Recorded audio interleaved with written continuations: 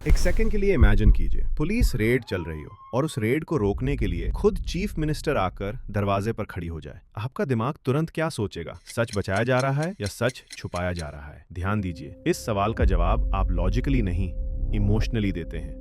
और बंगाल में जो हुआ, उसने सिर्फ ईडी और ममता बनर्जी को नहीं, आपको भी इस चॉइस के बीच खड़ा कर दिया है। जनवरी की सुबह कोलकाता की लाउडन स्ट्रीट, ईडी रेड कर रही है आईपीएसी से जुड़े एक सीनियर फंक्शनरी के घर और ऑफिस पर। ईडी का कहना है, हम फाइनेंशियल इरेगुलरिटीज की जांच कर रहे हैं।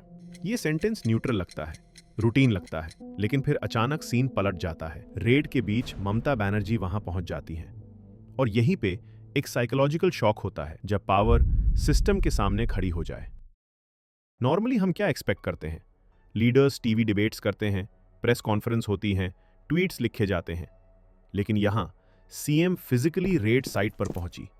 मीडिया के सामने लैपटॉप, हार्ड ड्राइव, फाइल्स दिखाई जाती हैं और एक लाइन बोली जाती है, ये इन्वेस्टिगेशन नहीं, चोरी है। अब यहां दिमाग कंफ्यूज होता है, और जब दिमाग कंफ्यूज होता है वो और ज्यादा जानना चाहता है। इस कंफ्यूजन को और गहरा कर दिया जाता है जब स्टेट पुलिस ईडी ऑफिसर्स पर एफआईआर कर देती है। हम सोचते हैं इलेक्शन स्पीचेस से जीते जाते हैं। ये पुरानी सोच है। आज इलेक्शंस डेटा से जीते जाते हैं, एल्गोरिदम से, बिहेवियर से, साइकोलॉजी से। आईपीएसी जैसे ऑर्गेनाइजेशंस सिर्फ स्ट्रैटेजी नहीं बनाती, वो वोटर्स का दिमाग मैप करती है। उस लैपटॉप में हो सकता है कौन सा वोटर गुस्सा है, कौन सा एमएलए वीक है, कौन सा प्रॉमिस काम करेगा। और यहीं से एक डर पैदा होता है, अगर ये डेटा चला गया तो गेम खत्म। इसलिए ममता का रिएक्शन सिर्फ पॉलिटिकल नहीं, इंस्टिंक्टिव लगता है। लेकिन कहानी का दूसरा एंगल भी है, और वो एंगल अक्सर अनकंफर्टेबल होता है। पैसा। ईडी का कहना है, कंसल्टेंसी फीस के नाम पर पुराने स्कैम्स का पैसा रूट हो सकता है।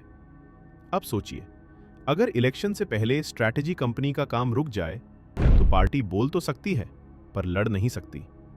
इस एंगल से देखें, ये रेड सिर्फ इन्वेस्टिगेशन नहीं, सप्लाई चेन अटैक लगती है।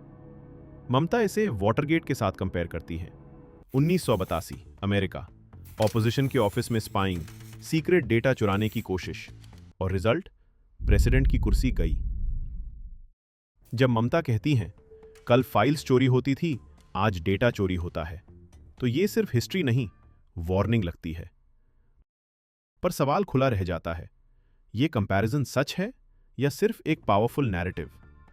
यहां आकर एक और मेंटल कॉन्फ्लिक्ट शुरू होता है। टीएमसी पर करप्शन के दाग हैं, कैश रिकवरीज, स्कैम्स, अरेस्ट्स, और ईडी का रिकॉर्ड भी फ्लॉलेस नहीं। ज्यादातर रेड्स ऑपोजिशन पर, कन्विक्शन कम, पार्टी बदलने के बाद केसेस ठंडे। इसलिए दिमाग किसी एक साइड पर टिक नहीं पाता, और जब दिमाग डिसाइड नहीं कर पाता, वो और ध्यान से सुनता है। अगर डेटा चोरी हुआ तो डेमोक्रेसी को नुकसान है, अगर सबूत मिटाए गए तो लॉ कमजोर पड़ता है। पर दोनों केसेस में जो चीज साइलेंटली टूट रही है वो है भरोसा। और जब भरोसा टूटता है तो सिस्टम चल तो जाता है, पर लोग मानना छोड़ देते हैं। अब सवाल ये नहीं कि कौन सही है, सवाल ये है, आप किस पर विश्वास करना चाहते हैं और क्यों।